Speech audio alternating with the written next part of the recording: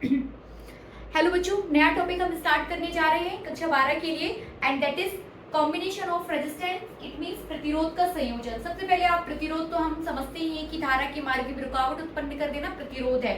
इसका सिंबल्स जो है वो इस तरीके से होता है ना। ये इसका सिंबल हो जाएगा that is denoted by R और इसकी जो यूनिट है वो ओम होती है। ये सारी चीजें हम समझते हैं। हमें यहाँ पर इसका देखना है कॉम्बिनेशन कि आप किस तरीके से प्रतिरोध का कॉम्बिनेशन कर सकते हैं। तो हम जानते हैं कि प्रतिरोध का जो कॉम्बिनेशन है वो दो प्रकार से होता है। फर्स्ट वन इज पहला जो हो जाएगा वो हो जाएगा, ठीक है ना, प्रतिरोध का संयोजन। तो प्रतिरोध का संयोजन दो प्रकार से होता है। पहला है श्रेणी संयोजन और दूसरा हो जाएगा समांतर संयोजन।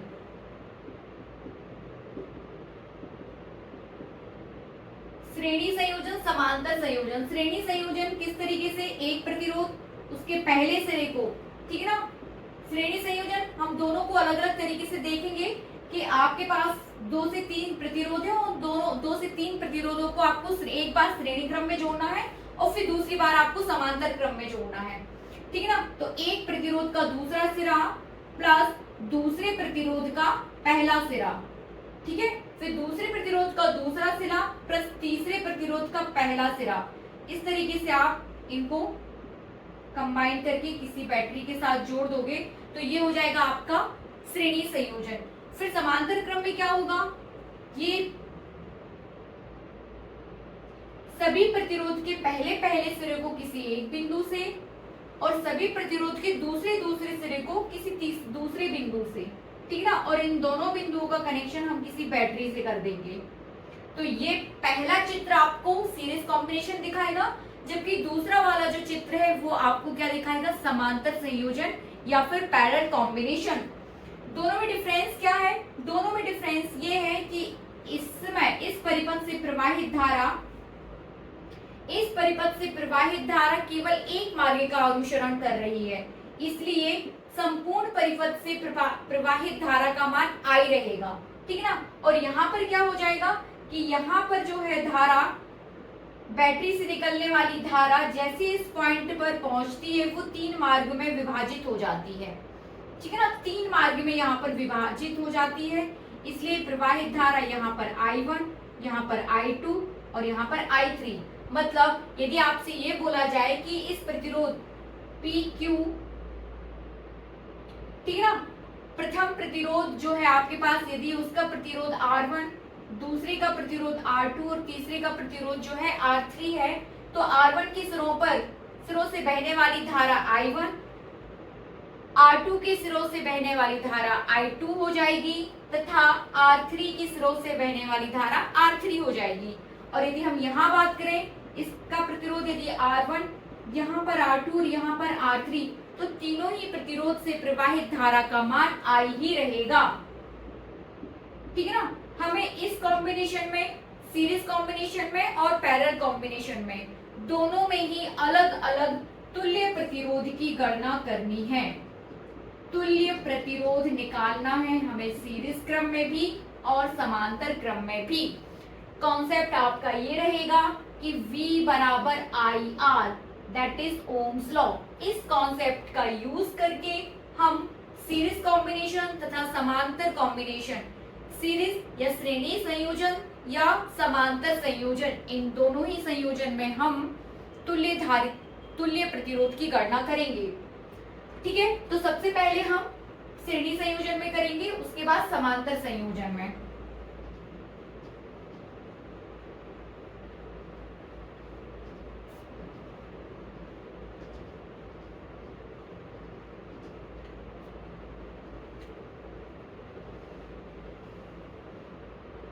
ठीक है, श्रेणी संयोजन।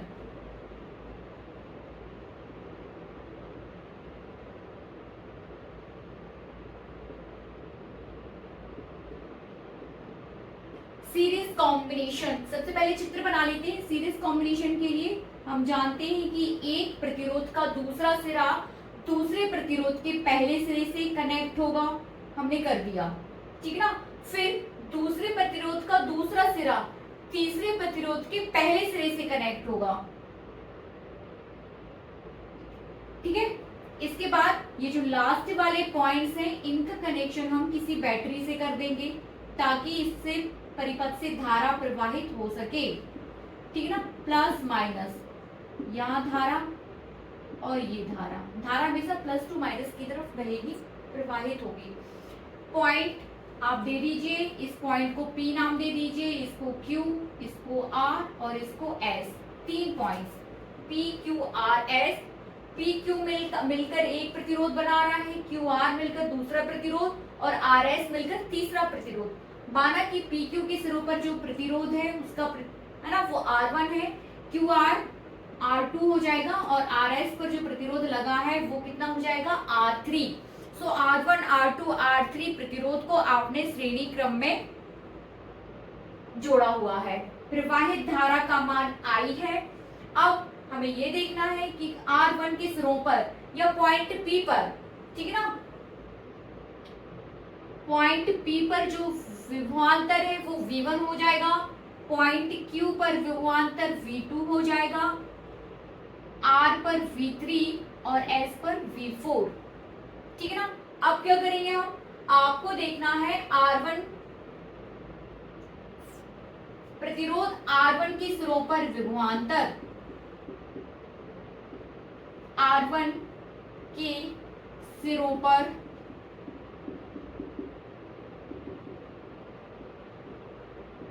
विभवांतर, R1 के सिरों पर विभवांतर सूत्र है हमारे पास V बराबर IR, ठीक है ना, Ohm's law.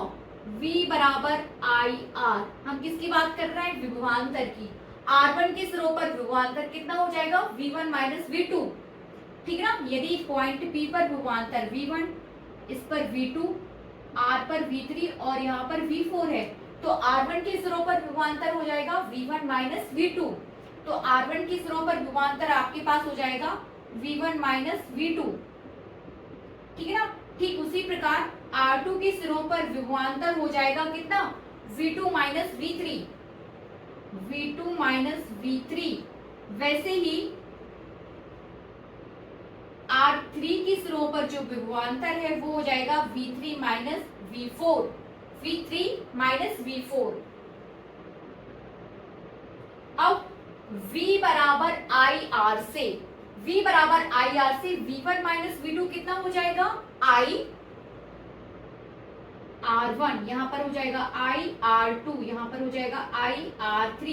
Equation first, equation second, equation third, समीकरण 1, 2 व 3 से यहाँ पर आप ये मान सकते हो, यदि आपसे बात की जाए कि इस परिपथ के पॉइंट P और Q के बीच विभव कितना हो जाएगा, वो हो जाएगा V, और V कितना हो जाएगा V1 minus V2 plus V2 minus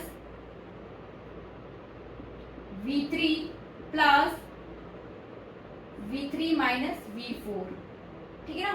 अब हमें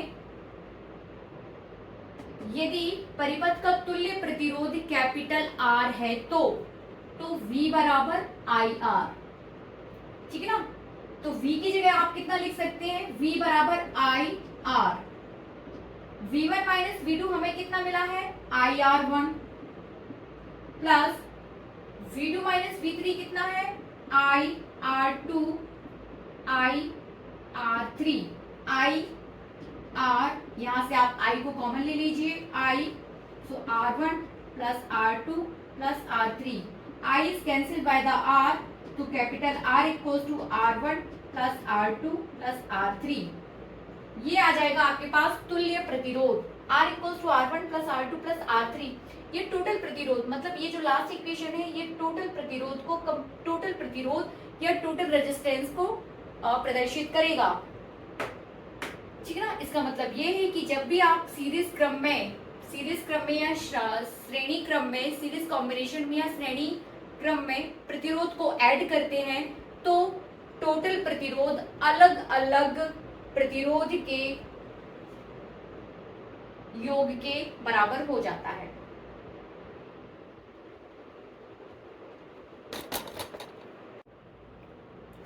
चलिए बच्चों, अब हमें देखना है प्रतिरोध का समांतर संयोजन, parallel combination of resistance. Parallel combination तो वही क्या आपको 2 से 3 प्रतिरोध लेना है और उन्हें समांतर क्रम में संयोजित कर देना है।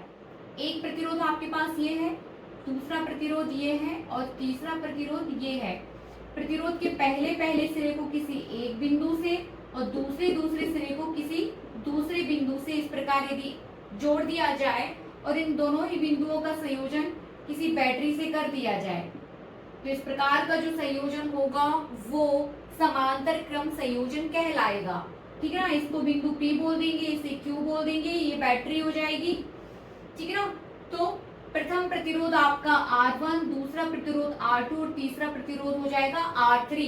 बैटरी से प्रवाहित धारा I और जैसे ही बिंदु P तक ये धारा पहुंचेगी वो 3 मार्ग में वियोजित हो जाएगी। यहाँ से प्रवाहित धारा I1, यहाँ से प्रवाहित धारा I2 और यहाँ से प्रवाहित धारा कितनी हो जाएगी I3। अब हमें तुल्य प्रतिरोध की गणना करनी है कि जब भी आप श्रेणी समांतर क्रम में प्रतिरोधों को जोड़ देते हैं तो अब तुल्य प्रतिरोध कितना होता है। तो तुल्य प्रतिरोध ज्ञात करने के लिए हमें क्या करना होगा, सबसे पहले आप यहाँ से I1 निकाल लो। ठीक है ना, यहाँ से जो तुल्य वोल्टेज है वो कितना हो जाएगा V। सो वही सूत्र हम लेके चल रहे हैं, V बराबर IR, तो I equals to V upon R। ठीक है ना, I equals to V upon R और यहाँ पर V जो तुल्य प्रतिरोध है वो पॉइंट P और Q के बीच है। यदि बिंदु P पर विभव Vp और बिंदु Q पर विभव कितना हो जाए VQ, तब I1 बराबर कितना हो जाएगा I1, मतलब प्रतिरोध R1 से प्रवाहित धारा I1। So I1 equals to कितना होगा Vp minus VQ upon R1, equation first. इसी प्रकार I2 इक्वल्स टू हो जाएगा Vp minus VQ upon R2, समीकरण 2। I3 इक्वल्स टू हो जाएगा Vp minus VQ upon R3, समीकरण 3। समीकरण 1, 2 व 3 से हम जानते हैं कि I इक्वल्स टू कितना है, यहाँ पर capital I equals to I1 plus I2 plus I3। ठीक है ना, तो समीकरण 1, 2, 3 व 4 से 1, 2, 3 व 4 से सभी के मान रख दीजिए। तो I इक्वल्स टू हम कितना लिखेंगे V अपॉन R। ठीक है ना, I equals to V upon R। I1 equals to हो जाएगा I1 कितना है Vp minus VQ upon R1 plus Vp minus VQ upon R2 plus Vp minus VQ upon R3। V कितना होगा V, P और टोटल V कितना दिया हुआ है आपको। यदि हम इस कॉम्बिनेशन की स्टडी करें तो P और Q के बीच जो टोटल विभवांतर है वो पॉइंट P और Q के बीच है। तो V इक्वल्स टू कितना हो जाएगा, V इक्वल्स टू हमारे पास रहेगा Vp माइनस VQ। कितना रहेगा Vp माइनस VQ, तो V की जगह आप कितना लिख सकते हो Vp माइनस VQ। अब Vp माइनस VQ को कॉमन ले लेते हैं, है ना, यहां कर लेते हैं, कोई दिक्कत नहीं। Vp माइनस VQ कॉमन आ जाएगा, divided by R equals to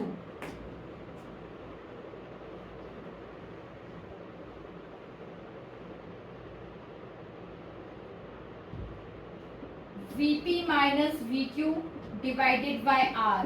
ऊपर वाली इक्वेशन से हमने Vp माइनस VQ को कॉमन ले लिया है, अंदर हमें बचेगा 1 upon R1 plus 1 upon R2 plus 1 upon R3। तो Vp minus VQ is cancel by the Vp minus VQ, तब हमारे पास आ जाएगा 1 upon R equals to 1 upon R1 plus 1 upon R2 plus 1 upon R3। ये इक्वेशन, लास्ट इक्वेशन तुल्य प्रतिरोध को दिखाएगा। 1 upon R1, 1 upon R equals to 1 upon R1 plus 1 upon R2 plus 1 upon R3। Last equation आपका total प्रतिरोध को दिखाएगा। ठीक है,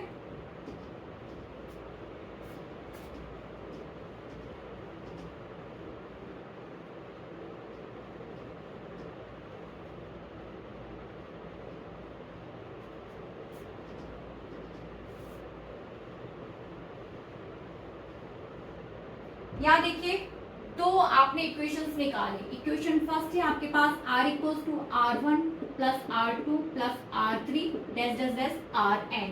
यदि n प्रतिरोध को आप श्रेणी क्रम में ले रहे हो तो डैश डैश डैश वो Rn हो जाएगा। उसी प्रकार जब आपने समांतर क्रम में जोड़ा है तो 1/r equals to 1/r1 plus 1/r2 plus 1/r3 dash dash dash 1/rn। ठीक है ना। दूसरा इक्वेशन, ऊपर वाला आपको श्रेणी संयोजन दिखा रहा है और नीचे वाला आपको दिखा रहा है समांतर संयोजन।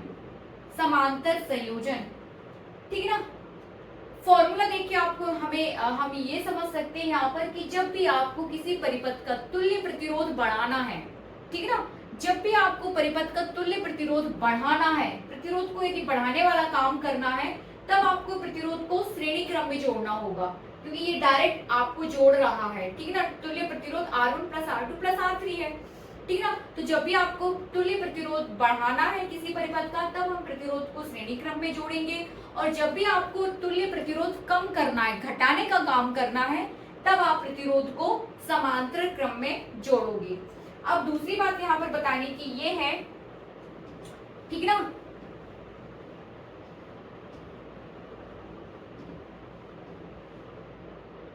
हमारे पास संधारित्र, हम संधारित्र पढ़ चुके हैं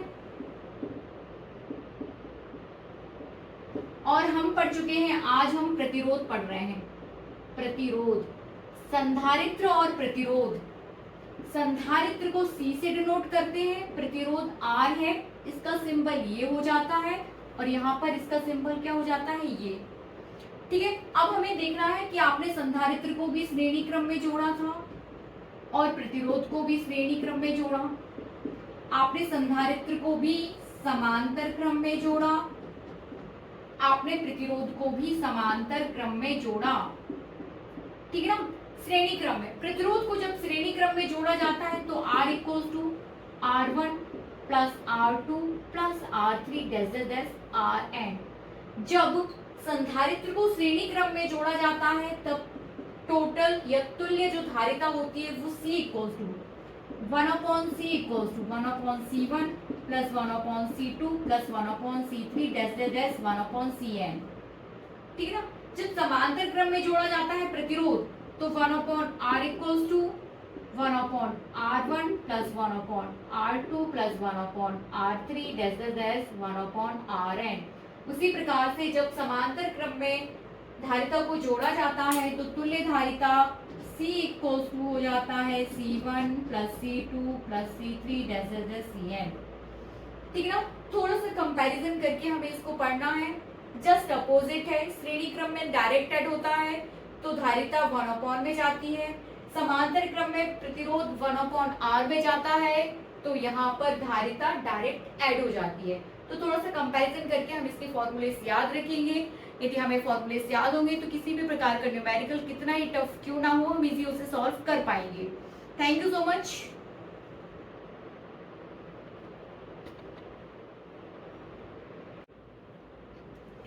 बच्चों, चित्र में हमें दो प्रतिरोध दिए हुए हैं R1 एंड R2 और दोनों को ही श्रेणी क्रम में जोड़ा गया है। ठीक है ना। श्रेणी क्रम में एक बैटरी के साथ जोड़ दिया गया है। प्रवाहित धारा यहाँ पर क्या हो जाएगी, I। प्रवाहित धारा I है। R1 के सिरों पर जो विभवांतर है वो V1 है और R2 के सिरों पर जो विभवांतर है वो है V2। हमें क्या निकालना है यहाँ पर, हमें R1, हमें V1 निकालना है और हमें V2। मतलब इस क्वेश्चन में आपको ये निकालना है कि R1 के सिरों पर उत्पन्न विभवांतर कितना है और R2 के सिरों पर उत्पन्न विभवांतर है जो V2 है, उसके लिए क्या सूत्र होगा। ठीक है ना। तो हम समझते ही हैं कि V बराबर IR, इतनी बात हम सभी समझते हैं।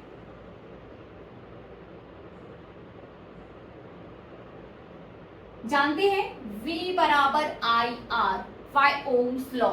अब आपको क्या देखना है, R1 के सिरों पर विभवांतर की गणना करनी है और R2 के सिरों पर विभवांतर की गणना करनी है। यहाँ से I इक्वल्स टू क्या हो जाएगा, I equals to V upon R। ठीक है ना। I equals to V upon R। ये जो R है ये टोटल रेजिस्टेंस को प्रदर्शित कर रहा है, ये वाला R। ठीक है। टोटल रेजिस्टेंस या तुल्य प्रतिरोध, मतलब इस वाले कॉम्बिनेशन में टोटल प्रतिरोध को, ये कैपिटल R टोटल प्रतिरोध को प्रदर्शित कर रहा है। क्योंकि दोनों प्रतिरोध आपके जो है किसमें दोनों प्रतिरोध जो है वो श्रेणी क्रम में संयोजित है, और श्रेणी क्रम के लिए जो तुल्य प्रतिरोध हो जाता है वो अलग अलग प्रतिरोध के योग के बराबर हो जाता है। तो कैपिटल R इक्वल्स टू क्या हो जाएगा, R1 प्लस R2। तो फिर I इक्वल्स टू क्या हो जाएगा, I इक्वल्स टू हो जाएगा V upon R1 plus R2। ठीक है ना, कितना हो जाएगा, I equals to V upon R1 plus R2। अब यदि बात करें R1 के सिरों पर उत्पन्न विभवांतर V1 बराबर, तो V बराबर कितना हो जाएगा, V बराबर IR। ठीक ना, V1 बराबर हो जाएगा यहाँ पर IR1, और यहाँ पर V2 इक्वल्स टू क्या हो जाएगा, IR2। यदि हम R1 के सिरों पर उत्पन्न विभवांतर की बात करें, किसकी, R1 के सिरों पर, R1 के सिरों पर, तो R1 के सिरों पर उत्पन्न विभवांतर V1, so V1 equals to IR1। सिर्फ R1 की बात की जा रही है इसलिए IR1। इसी प्रकार V2 के सिरों पर उत्पन्न R2 के सिरों पर उत्पन्न विभवांतर वो कितना हो जाएगा, V2, and V2 equals to क्या हो जाएगा, IR2। V बराबर IR से, क्योंकि हम I निकाल चुके हैं, I कितना आया है, I आया है I equals to V upon R1 plus R2। तब I का मान हम यहाँ पुट कर देंगे, तो V1 कितना हो जाएगा, V1 हो जाएगा हमारे पास V upon R1 plus R2 और R1 एज इट इज। वैसे फिर से यहाँ पर लिख दीजिए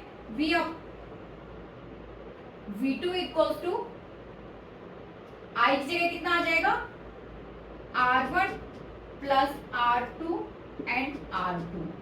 तो ये वाला समीकरण आपको V1 प्रदर्शित करेगा। R1 के सिरों पर उत्पन्न विभवांतर हो जाएगा V upon R1 plus R2 into R1।